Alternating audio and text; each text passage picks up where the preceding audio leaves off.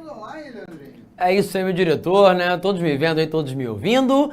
Muito boa noite a você que está aí ao vivo na sexta-feira à noite me assistindo. Boa noite para vocês, porque eu não estou ao vivo, como você deve ter percebido, já deve estar sabendo. Essa aula é gravada, mas ela está aqui prontinha, com muito conteúdo, para que você possa aprender um pouco mais sobre geografia regional do mundo. Você deve lembrar que na semana passada, na semana anterior, a gente falou sobre Rússia e leste europeu. Uma aula muito densa, especialmente porque é lá que está acontecendo aquele que é atualmente o conflito entre países mais famoso do mundo. Não o único, não aquele em que haja mais mortos, mas sem dúvida o mais famoso.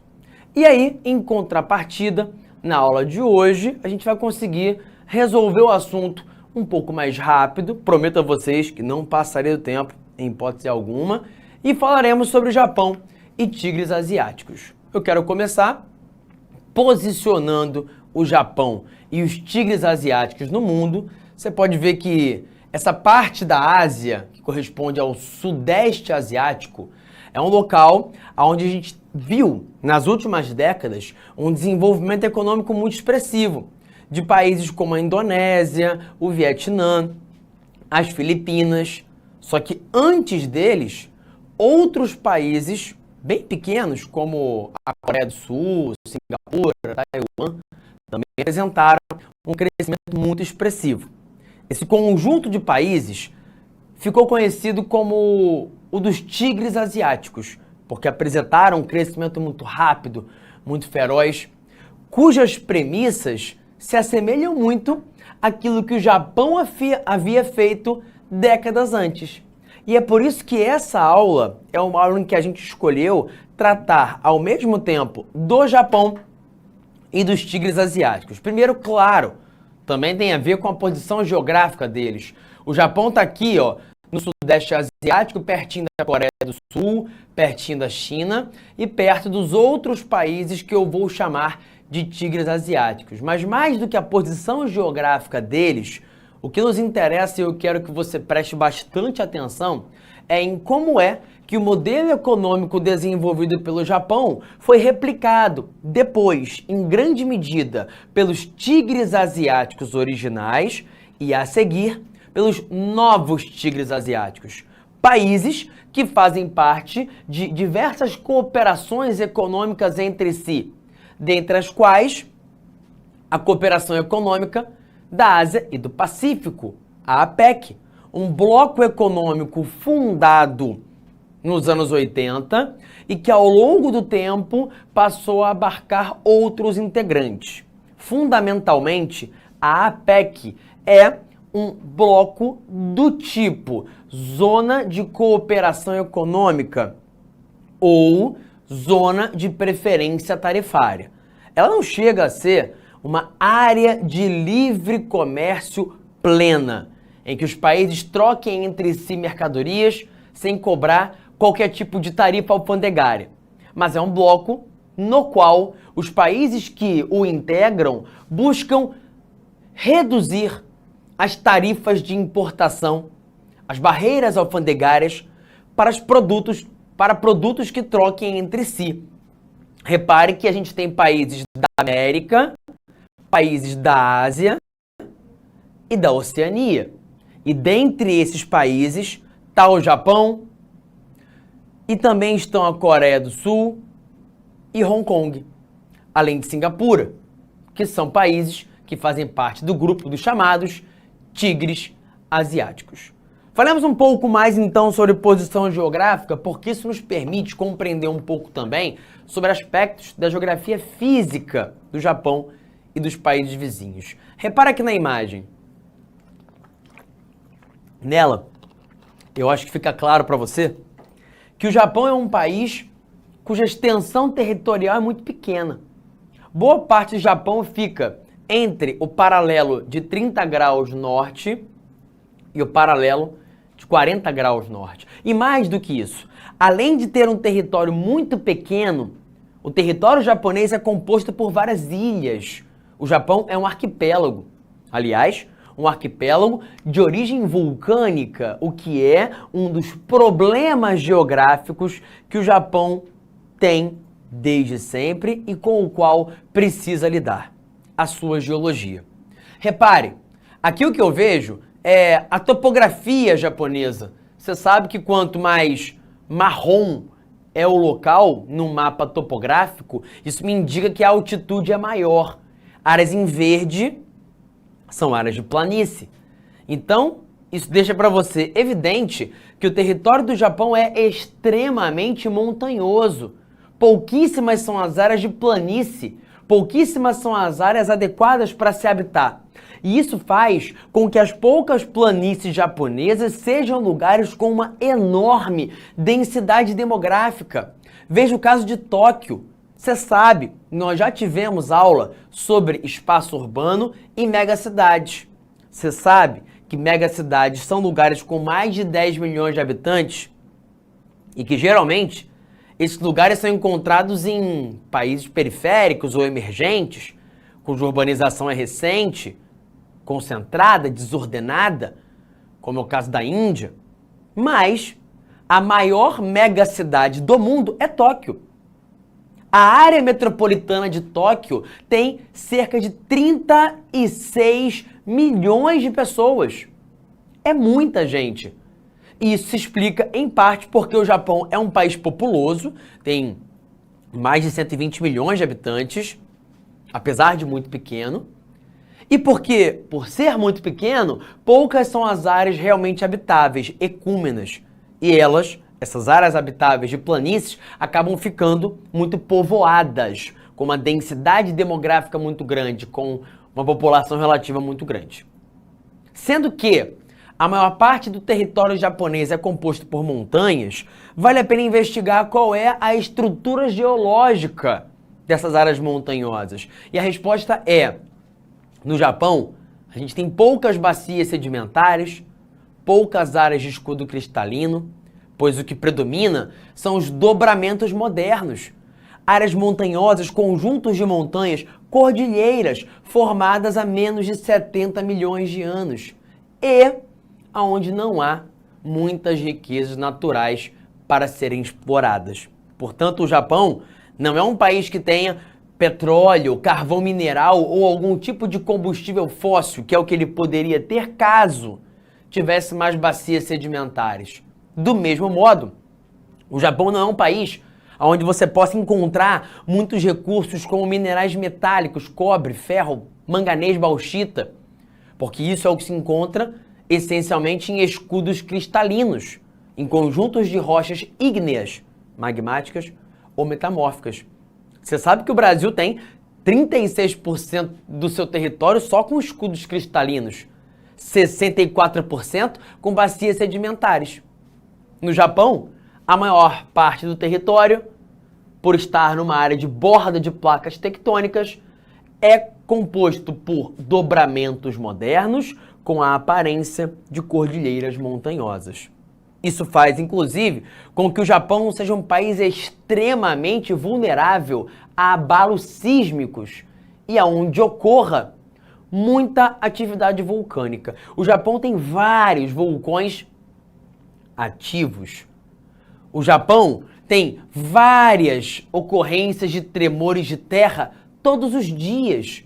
Claro, não estou dizendo aqui que todo dia tem um terremoto muito forte no Japão. Não é isso, mas como o Japão está na borda de várias placas tectônicas, isso faz com que aqui costume acontecer com frequência uma quantidade grande de tremores, cuja intensidade também costuma ser alta. É raro que o Japão passe um ano sequer sem ter o registro de um terremoto de pelo menos 6 graus.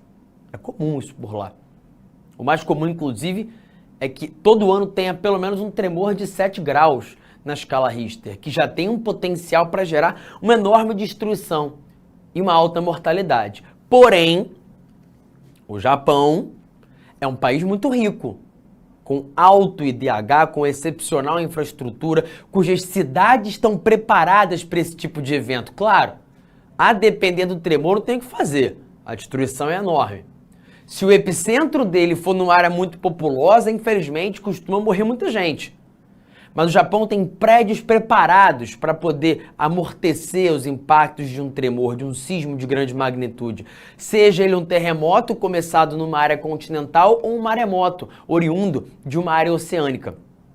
Isso não impede que haja morte, mas reduz muito a mortalidade e os impactos quando se compara um evento desse ocorrido no Japão e em um outro país periférico, como é o caso do Haiti, que infelizmente está numa área de borda de placas também e acaba muito vulnerável a esses sismos, sofrendo impactos gigantescos em virtude de ser um país pobre.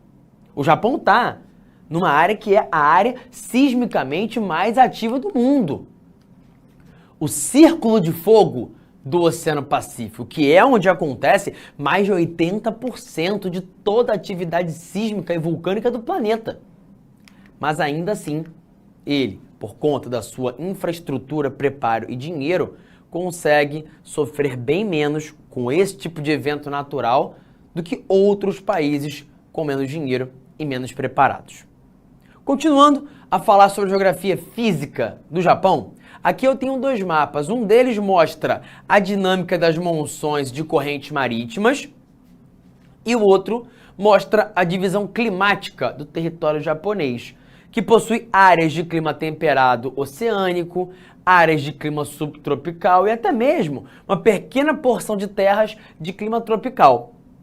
Outra característica importante no território japonês é que, apesar dos vários problemas associados à geografia física, que incluem o terreno entrecortado, já que a gente está falando de um arquipélago, as poucas áreas de planície, o subsolo com pouquíssimos recursos naturais, a vulnerabilidade a tremores de terra, a atividades vulcânicas, a tsunamis e até mesmo a furacões por outras razões, mas eles também acontecem lá com alguma frequência, ainda que recebam por lá um outro nome.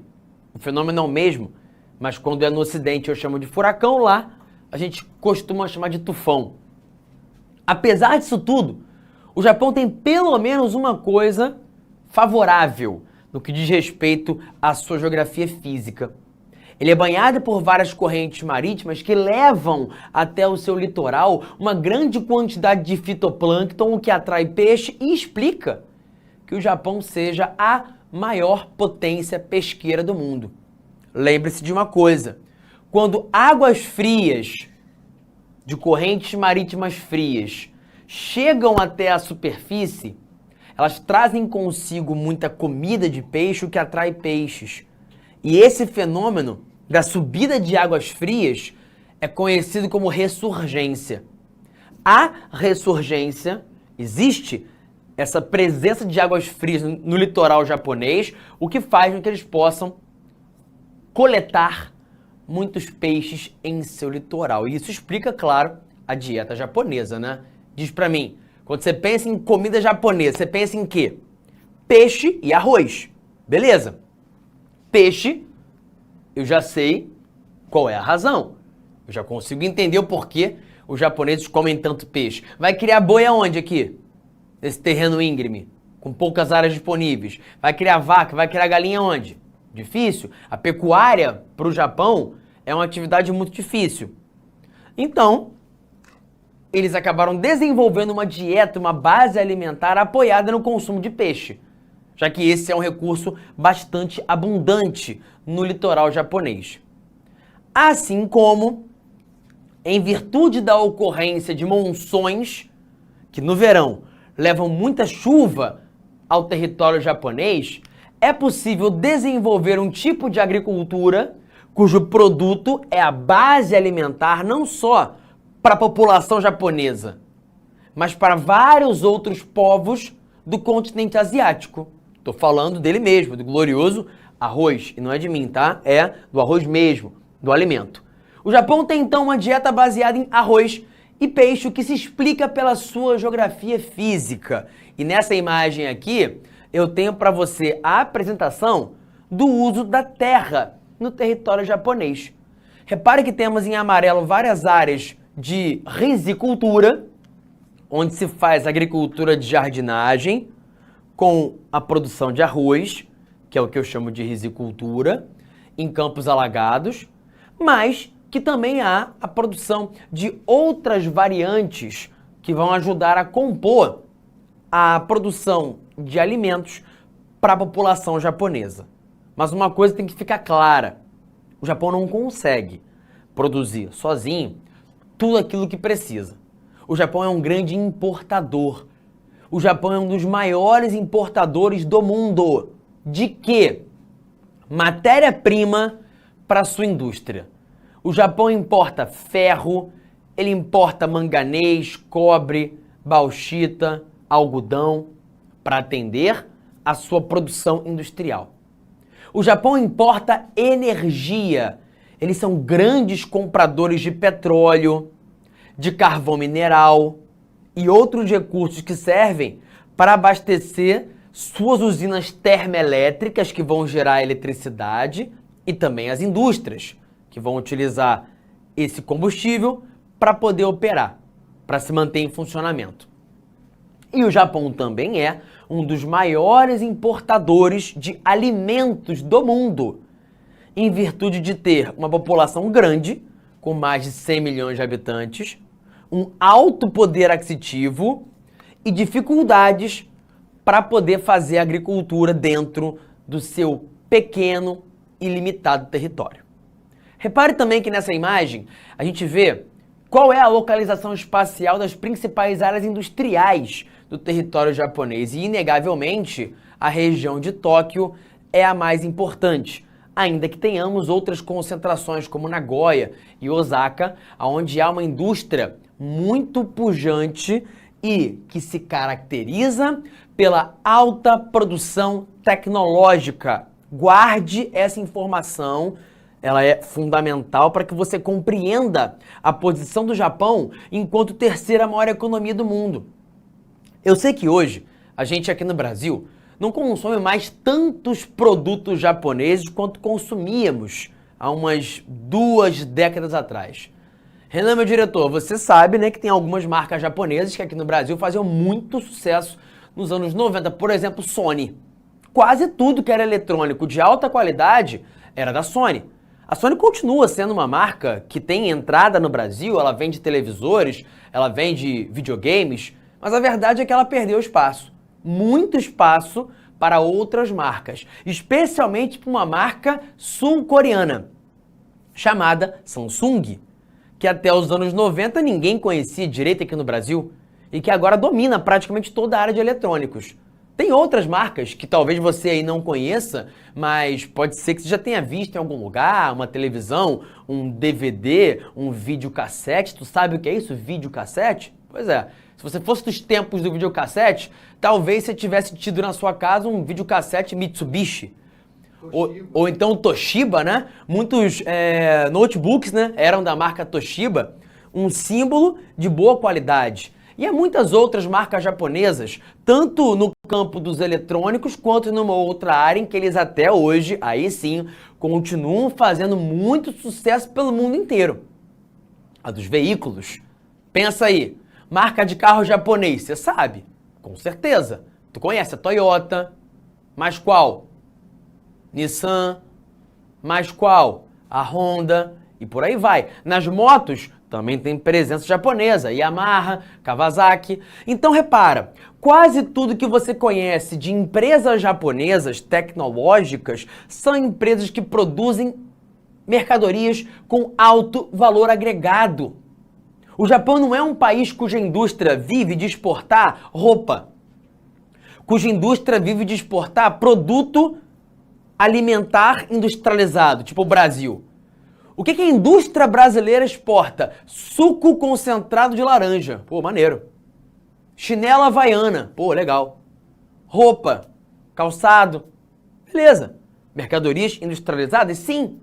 Mas de baixo valor agregado porque possuem um componente tecnológico menor. Poucos são os produtos altamente tecnológicos que a indústria brasileira produz. Eles existem. Brasil produz carro. Brasil faz avião. Mas são pontos fora da curva. No caso do Japão é o oposto. A economia deles é baseada na produção e na exportação de produtos industriais de alto valor agregado, carros, eletrônicos, eletrodomésticos, robôs e tecnologias diversas. O que fez deles a potência que eles são hoje. O que não foi fácil, especialmente porque eles, tempos atrás, não dispunham do que eu disse que eles seguem sem dispor até hoje: matéria-prima e território. E é isso que fez com que o Japão, entre o final do século XIX e a Segunda Guerra Mundial, fortalecesse o seu exército e a sua marinha e começasse a jambrolhar todo mundo aqui em volta, batendo em todo mundo da vizinhança para roubar os territórios dos vizinhos sob a alegação de que precisava de espaço vital, de que precisava de territórios para a expansão populacional japonesa, quando na verdade, todo mundo sabe, o que eles queriam mesmo era tomar territórios vizinhos para ampliar a sua influência geopolítica e também, principalmente, para conseguir extrair mais matérias-primas. O Japão fez, então, ao longo de toda a primeira metade do século XX até a Segunda Guerra Mundial, uma política de expansionismo, em que houve batalhas e invasão a territórios que pertenciam à Rússia, à China e a vários outros países do território que compõem a região do chamado Sudeste Asiático. Só que aí, você sabe qual foi o resultado da Segunda Guerra Mundial. O Japão perdeu.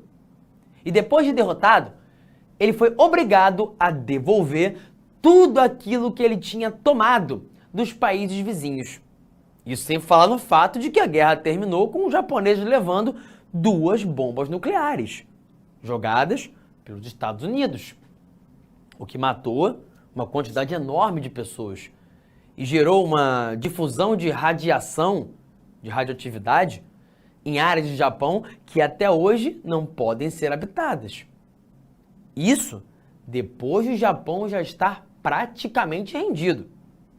Isso por conta de uma escolha dos Estados Unidos de mostrar para o mundo que qualquer um que os ameaçasse agora poderia levar não um tiro qualquer, mas poderia receber de presente uma bomba nuclear. Então esse gesto de demonstração de poder por parte dos Estados Unidos foi um dos gestos que pôs fim definitivo à Segunda Guerra Mundial e mostrou para o mundo que o Japão, que até então era uma grande potência econômica já e principalmente uma potência militar, estava derrotado. Derrotado, ele precisou se reconstruir. E a reconstrução veio através do desenvolvimento de um novo modelo de produção, chamado de toyotismo, que viria a se difundir pelo mundo nas décadas seguintes, nos anos 60, 70 e 80, e que é até hoje muito utilizado por grande parte das indústrias do mundo inteiro. Portanto, eu preciso te falar um pouquinho sobre qual foi a cronologia que fez com que o Japão virasse isso. Uma potência econômica e tecnológica, com uma indústria moderna e competitiva, com excelentes indicadores socioeconômicos. E muito disso começa a ter explicação durante esse período aqui, entre 1868 e 1912. Durante esse período, o Japão viveu o que se conhece como Era Meiji. E aí, deixa eu te explicar uma coisa.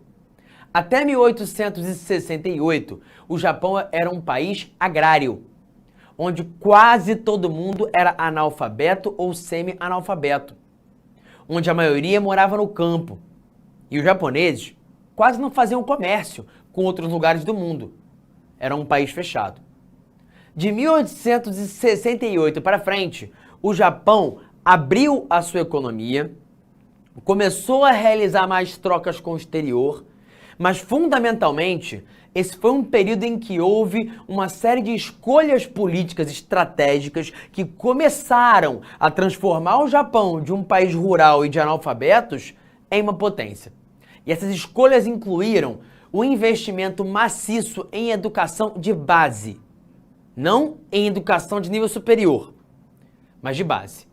Durante a era Meiji, o governo fez fortes investimentos para que todos os japoneses pudessem ao menos ser alfabetizados e tivessem um mínimo de formação profissional.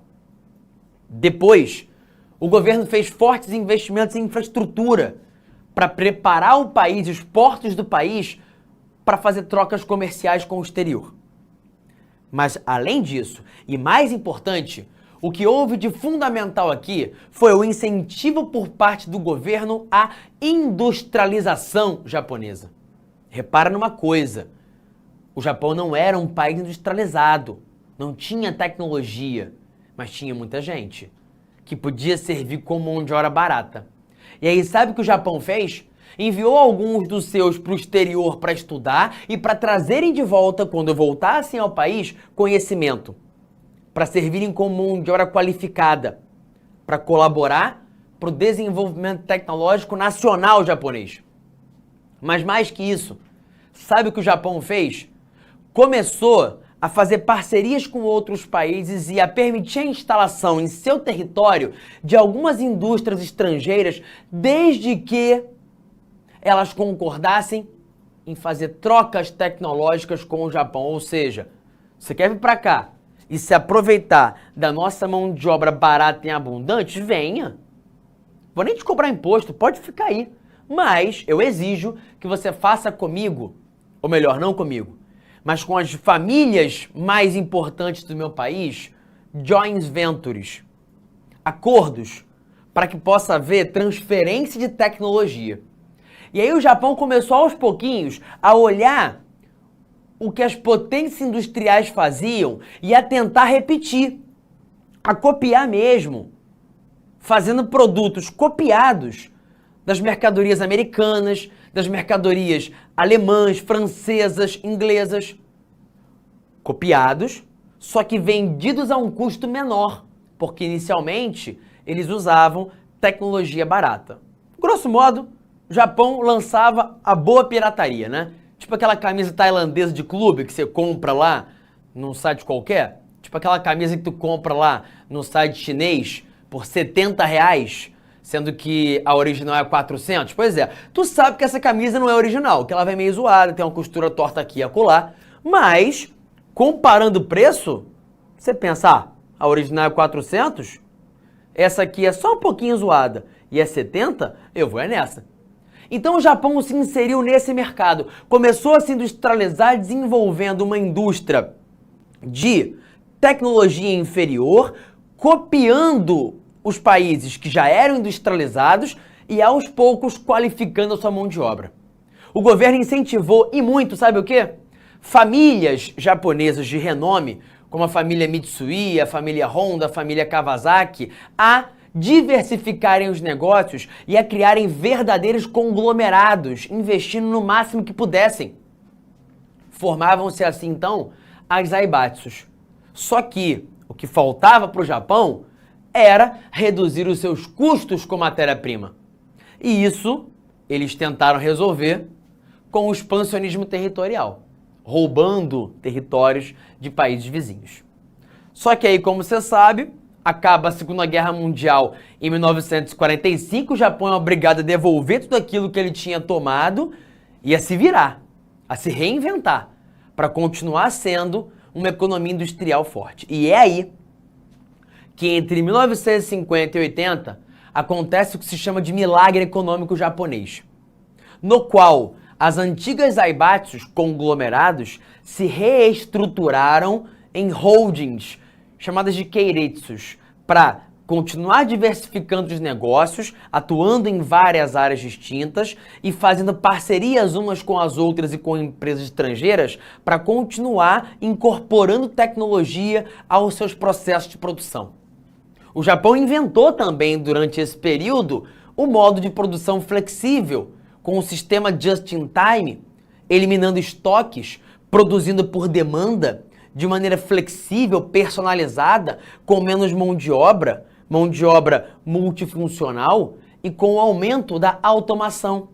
O que fez com que eles passassem a conseguir produzir com muito mais efetividade e com melhor custo-benefício do que faziam as indústrias do mundo todo que ainda produziam aos moldes fordistas durante esse momento. Isso fez com que o Japão crescesse de maneira absurda entre os anos 50 e 80 e passasse a ocupar, ao final desse período, a segunda colocação dentre todas as economias do mundo, atrás apenas dos Estados Unidos. Você sabe que hoje a segunda maior economia do mundo não é a japonesa, é a chinesa. E isso explica por que, enquanto nos anos 90, 2000, 2010 e até hoje, a China disparou em termos de crescimento econômico, o Japão se viu estagnado, muito por conta do surgimento de rivais que passaram a competir com ele no campo da produção tecnológica de última geração, como é o caso dos tigres asiáticos, que eu vou te falar um pouquinho agora. Mas antes, só alguns detalhes. Lembre-se que o Japão é um país com população envelhecida e que está vivendo uma diminuição demográfica, inclusive, né? Acho que eu pus aqui? Não pus não. Mas eu tinha um slide que mostrava como é que a pirâmide japonesa está se invertendo. Eu já falei isso para vocês numa aula de população e reforço essa informação.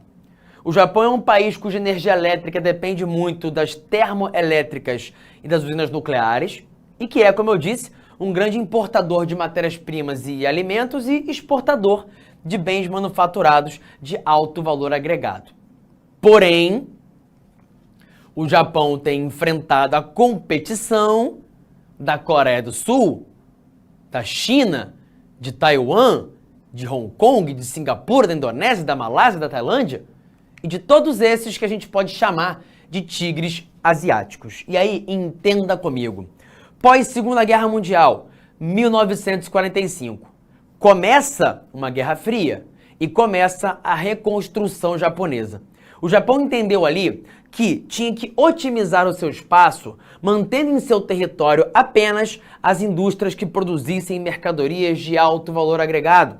As outras, indústrias têxteis, de calçado e de processamento de alimentos, ele ia mandar para outros lugares, aonde houvesse mão de obra barata e custos de produção menores. Porque entenda, o Japão, quanto mais qualificou sua mão de obra, mais cara tornou essa mão de obra. E aí o Japão fez o que então? Transferiu para países vizinhos, Coreia do Sul, Taiwan, Hong Kong e Singapura, a produção industrial daquilo que valia menos. Esses países começaram então a se industrializar, além de receberem muito dinheiro dos Estados Unidos que queria, naquele início de Guerra Fria, transformá-los em vitrines do capitalismo. Funcionou. E Coreia do Sul, Taiwan, Hong Kong e Singapura viraram países com enorme crescimento econômico e industrial, cujos pilares foram inicialmente a mão de obra barata, os baixos custos de produção e o investimento de capitais japoneses e americanos. Só que aos poucos, esses 4 países viram os custos de produção nacionais aumentarem, assim como havia acontecido no Japão. E aí, o que é que eles fizeram? Procuraram outros países para transferir para eles os setores industriais de baixo valor agregado. E começaram a transferir a indústria de roupas, calçadista e outras de baixo valor agregado para países como a Tailândia, Indonésia, Malásia, Filipinas e Vietnã, que viriam, nos anos 90 e 2000, a se transformarem nos novos tigres asiáticos. Ou seja, os tigres asiáticos nada mais são do que países emergentes cujo crescimento aconteceu no pós-Segunda Guerra Mundial e que hoje representam grandes potências econômicas regionais, fazendo também competição com países tradicionalmente industrializados, como o Japão, os Estados Unidos e os países da Europa Ocidental. É isso, vou ficando por aqui. Espero que vocês tenham curtido a aula. Vejo vocês daqui a pouco. Um beijo, um abraço e tchau, tchau. Assista nossas aulas a hora que você quiser. Vem com o Pro, o cursinho online que mais aprova no Enem. Assinem proenem.com.br.